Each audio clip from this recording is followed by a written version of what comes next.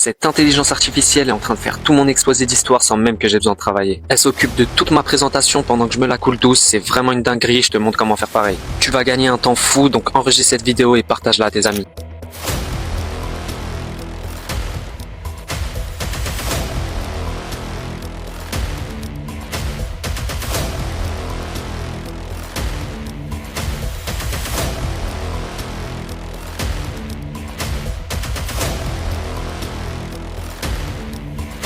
Ok, alors faire ces résumés de livres chapitre par chapitre en 2 secondes avec ChatGPT, c'est maintenant. Ça, c'est vraiment un des trucs les plus faciles que tu peux faire avec ChatGPT. Donc j'ai pris l'exemple du livre Les 48 lois du pouvoir, parce que c'est parfait pour illustrer ça. Là, je te conseille de faire pause pour voir le prompt juste ici. Tu vois, il m'explique et il me résume le chapitre 1, donc parfait. Et moi, en bonus, en plus, je lui ai demandé comment je peux appliquer ces lois à ma vie. Et donc il explique et il détaille tout ça. T'as vu, il n'y a rien de plus facile, hein. Teachers, here's one really cool way you can use ChatGPT to help you save time. So I love using it for planning lessons in units that don't necessarily spark my creativity. For example, this is the prompt that I am using. And this is everything that it came up with, which is so incredible. So it gives me curriculum expectations straight out of my curriculum, a learning objective, materials, introduction, activities, and a conclusion. The coolest thing is that if you don't love what it comes up with, you can prompt it with other suggestions and it will give you more ideas. For example, you could say, could you give me extension tasks for early finishers? Could you give me more hands-on activities? Could you give me activities that require less materials? So on and so forth. The opportunities are endless and I highly recommend you try it out. Voilà à quoi ressemble un devoir en 2026. Une question, un copier-coller soumis, des étudiants qui rendent les dissertations sans avoir lu une seule ligne, des professeurs qui créent leurs cours avec ChatGPT, des élèves qui ne savent plus lire un texte de 2 pages sans décrocher. Et tout le monde s'accorde à dire que c'est une catastrophe, sauf que l'IA ne détruit pas l'éducation. Elle révèle à quel point l'éducation était déjà cassée bien avant son arrivée. Mais on va y revenir parce que avant de retourner la situation, il faut d'abord regarder en face ce qui se passe vraiment dans les salles de classe d'aujourd'hui. Commençons par les chiffres. 90% des étudiants qui utilisent des outils d'IA pour leurs devoirs. 90%, c'est pas une minorité de flemmards, c'est la quasi-totalité d'une génération. Et ce n'est pas limité aux étudiants. Selon une étude américaine relayée par plusieurs médias éducatifs, 84% des enseignants utilisent l'IA dans leur travail au quotidien pour créer des présentations, pour rédiger des exercices ou pour corriger des copies. Les mêmes profs qui sanctionnent un élève pris avec ChatGPT utilisent eux-mêmes ChatGPT pour préparer leur cours. Prends une seconde pour apprécier l'ironie. Et les outils ne manquent pas. En quelques années, des dizaines de startups ont créé des applications dont l'unique raison d'être est de tricher à l'école.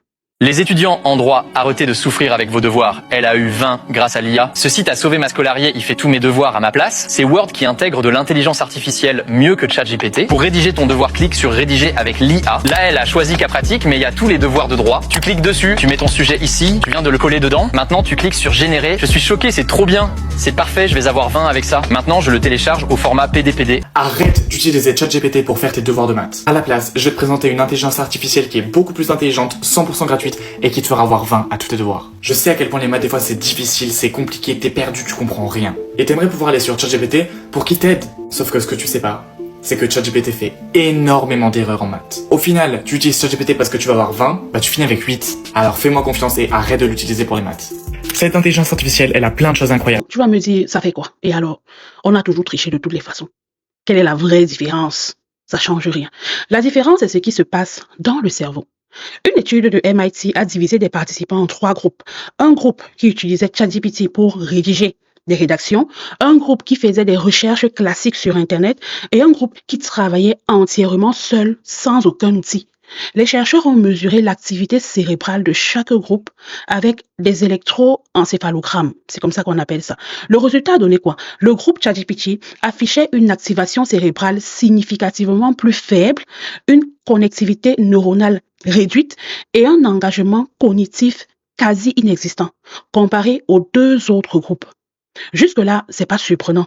Il n'y a pas de problème. Mais voilà la partie inquiétante en réalité. Même après que le groupe ChatGPT a arrêté d'utiliser l'IA, leur activité cérébrale restait toujours plus faible que les autres groupes. Le déclin n'était pas temporaire, le déclin persistait. Autrement dit, utiliser l'IA à la place de ton cerveau, ça ne fait pas juste rater une occasion d'apprendre. Non, ça dégrade ta capacité à penser sur le long terme. C'est comme si tu te faisais porter en voiture partout où tu vas pendant 1 an. Ce qui va se passer, c'est quoi? Tes jambes vont s'atrophier, ça ne fonctionne plus. Et quand tu essaies de remarcher, ce n'est plus aussi facile qu'avant. Dommage collatéral dont on parle beaucoup moins, c'est la lecture. On a tendance à considérer la lecture comme un simple outil pour accéder à l'information. Mais c'est pas vrai. La lecture, c'est une compétence à part entière, une compétence qui se développe avec la pratique et qui se dégrade sans la pratique. Et là, l'IA fait des ravages parce que pourquoi lire un article de 20 pages quand tu peux demander à ChatGPT un résumé en 3 bullet points?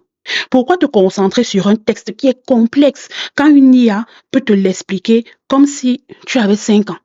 Pourquoi? Le résultat, c'est des étudiants qui n'ont plus la capacité d'attention pour lire un texte qui est long. Des étudiants qui survolent tout, qui ne rencontrent plus de nouveaux mots dans leur vocabulaire. Et un vocabulaire pauvre, ça ne veut pas juste dire qu'on s'exprime moins bien, ça veut dire qu'on pense aussi moins bien. Parce que le langage structure la pensée. C'est comme ça qu'on le dit. Et moins on sait lire de façon critique, plus on est vulnérable à la désinformation. Ce qui tombe très mal parce que l'IA, c'est une machine à fabriquer de la désinformation convaincante. Parlons un peu de ça, parce que c'est un phénomène massif qu'on sous-estime complètement dans notre société aujourd'hui. ChatGPT et les autres modèles de langage ne sont pas programmés pour te donner des informations qui sont exactes. Absolument pas. Ils sont programmés pour générer du texte qui sonne bien et qui s'enchaîne de façon fluide. La vérité factuelle, c'est secondaire dans leur programmation.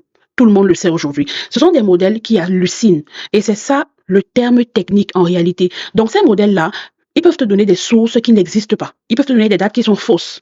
Ils peuvent te donner des faits qui sont inventés, des situations qui sont attribuées à des gens qui n'ont jamais dit ça ou qui n'existent même pas. Et le problème, c'est que le résultat est présenté sans aucun « je ne suis pas sûr ». Non. Juste une réponse bien formulée, bien structurée et parfois complètement fausse. Des étudiants rendent des dissertations avec des références bibliographiques qui ont été inventées par ChatGPT. Certains ne s'en rendent même pas compte, mais d'autres s'en foutent carrément. Et entre des élèves qui ne savent plus lire de façon critique et une IA qui produit de la fausse information avec confiance, tu as la recette parfaite pour une génération qui est incapable de distinguer le vrai du faux. Alors face à tout ça, qu'est-ce que les établissements ont trouvé comme solution? Des détecteurs IA qui analysent les textes et qui détectent si c'est de l'IA ou non. Sauf que ces outils-là sont d'une fiabilité catastrophique parce qu'ils accusent particulièrement les vrais élèves qui ont rédigé leurs devoirs honnêtement. Et ils laissent passer sans problème des textes qui sont entièrement générés par l'intelligence artificielle. Quand on les reformule un minimum, un peu comme l'humain, ils laissent passer. Les profs ont accès à un détecteur d'intelligence artificielle. Voici comment faire pour ne pas te faire choper. Alors premièrement, enregistre la vidéo en cliquant sur le marque-page en bas, mais tu peux aussi aller sur sapling.i qui est un des détecteurs disponibles. Tu mets ton texte et ça te donne le taux d'IA. Sache que ça ne sert à rien de demander à ChatGPT d'écrire de manière naturelle, ça se voit quand même. Et alors même quand le taux est bas, on peut voir en tant que prof si vraiment c'est fait par IA ou pas. Il y a des signes. Alors quelles sont tes solutions? Il y a la solution peu éthique, qui est d'utiliser bypassgpt.ai. Tu mets ton texte et ça t'enlève un peu le côté IA. Tu peux aussi le faire manuellement. Tu rajoutes quelques fautes d'orthographe, tu fais des phrases plus simples, et ça se verra moins. Aussi, ChatGPT a tendance à faire des résumés à la fin des paragraphes. Tu les enlèves. Imagine passer des heures à rédiger une rédaction, à chercher tes propres sources, à construire ton argumentaire pour avoir la même note que ton camarade qui a tout généré en 2 minutes. À quoi ça sert de faire les efforts dans ce monde actuel? Le système punit les honnêtes et récompense les tricheurs. Il ne sait même pas comment sortir de cette spirale-là. L'IA n'a pas cassé l'éducation, comme je le disais au départ. Elle a juste rendu évident ce qui était cassé depuis longtemps. Réfléchis une seconde. Si une IA peut faire la totalité de tes devoirs à ta place, dissertation, QCM, résumé, fiche de révision, qu'est-ce que ça dit sur la nature de ces devoirs-là? Ça dit qu'ils ne demandent aucune vraie compétence humaine. Tout simplement. La vraie connaissance, la vraie pensée critique, la vraie créativité, ça ne s'externalise pas aussi facilement vers un chatbot. Absolument pas. Si une tâche peut être entièrement déléguée à une IA, c'est qu'elle n'avait probablement pas grand intérêt éducatif à la base. Soyons d'accord. Le problème, c'est que le système éducatif actuel repose presque entièrement sur ce genre de tâches-là. Des devoirs répétitifs, des QCM, des dissertations qui sont calibrées sur un modèle qui est bien précis, des cours magistraux qu'on doit mémoriser, de la paperasse intellectuelle. En gros, les élèves ne vont pas à l'école pour apprendre. Ils vont pour accumuler des notes, pour obtenir un diplôme et pour cocher les cases. Et quand ces objectifs-là peuvent être atteints en 10 secondes avec un chatbot qui est gratuit sur Internet, c'est évident qu'ils vont le faire. Ça fait partie de leur créativité. Ce n'est pas un problème de morale, c'est un problème de système. Et soyons honnêtes une seconde, tout le monde se lamente que l'IA tue la pensée critique à l'école. Mais pose-toi la question, est-ce que cette pensée-là existait vraiment avant? Comment est-ce que le système éducatif développait le critical thinking jusqu'ici?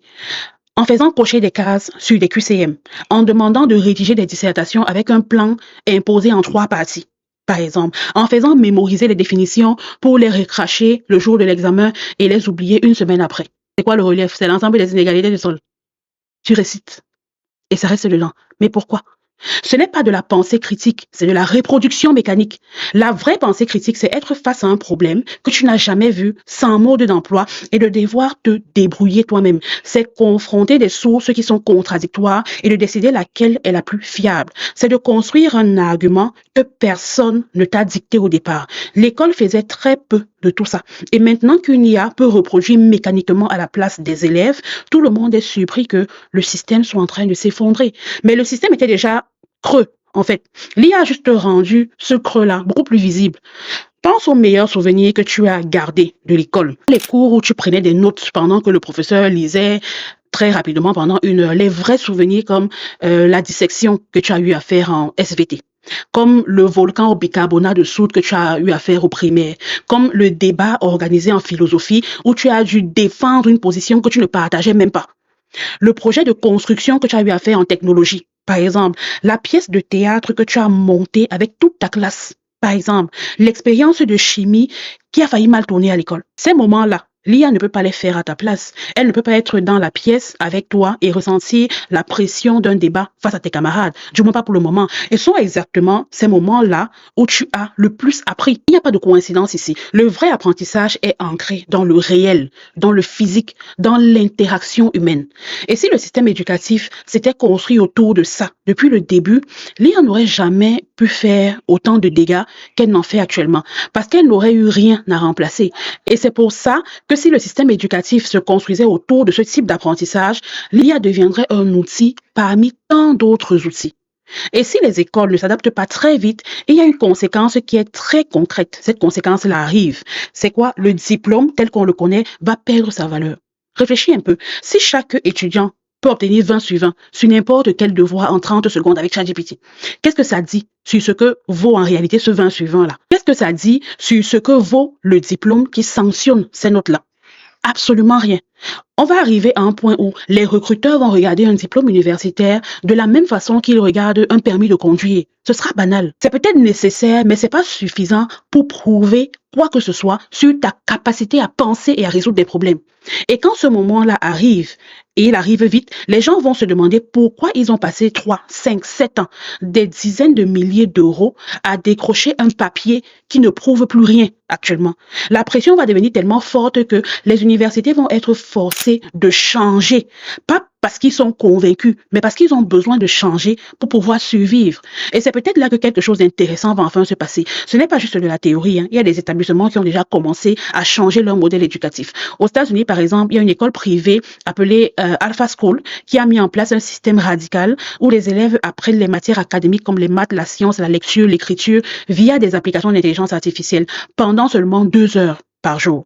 L'IA joue le rôle de tuteur personnalisé à leur rythme, au rythme de l'enfant et selon son niveau. Le reste du temps scolaire, il le passe à faire des projets concrets, il passe à faire des expériences de laboratoire, il passe peut-être à faire de la cuisine, des simulations du monde réel, des compétences pratiques. Le résultat, c'est que malgré seulement 2 heures d'académie par jour, ces élèves-là se classent dans le 90e percentile aux tests standardisés nationaux. 2 heures pour un 90e percentile. Ça devrait faire réfléchir en fait tout le monde sur ce qu'on fait pendant les 6 heures restantes dans une école classique. Un enfant sort, il va faire 6 heures à l'école là. Il fait quoi? Ces principes-là, ça ne coûte absolument rien.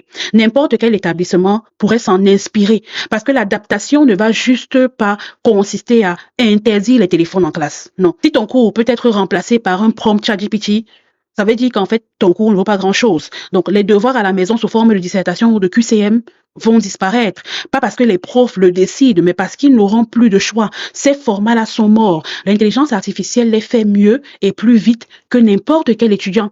Ce qui va prendre leur place, ce sont des évaluations orales, ce sont des projets physiques, ce sont des expériences qui sont faites en conditions réelles. Ce sont des mises en situation où l'étudiant doit montrer qu'il comprend, pas juste qu'il peut produire quelque chose. Non. En gros, tout ce que l'IA ne peut pas faire à ta place à un moment précis de la vie. Et les enseignants vont changer de rôle aussi. Ils vont passer de distributeurs de contenu, le rôle que l'IA remplit désormais mieux qu'eux. Ils vont passer à coach, ils vont passer à mentor, ils vont passer à facilitateur.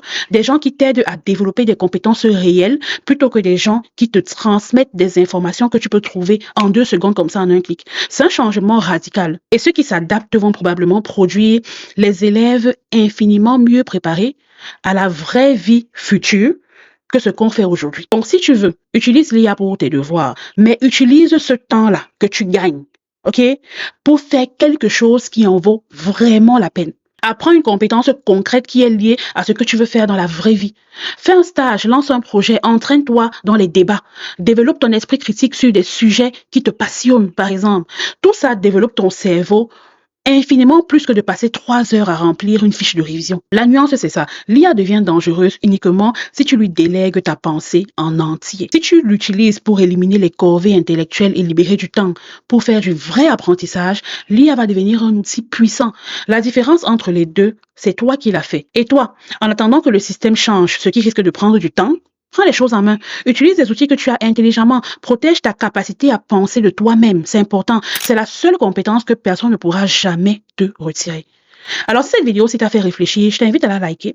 Abonne-toi. C'est une nouvelle chaîne. On démarre. Ensuite, dis-moi dans les commentaires comment tu utilises l'intelligence artificielle, que ce soit dans tes études ou ailleurs. J'ai hâte de te lire. On va s'arrêter là et se retrouver dans la prochaine vidéo. À très bientôt. Bye.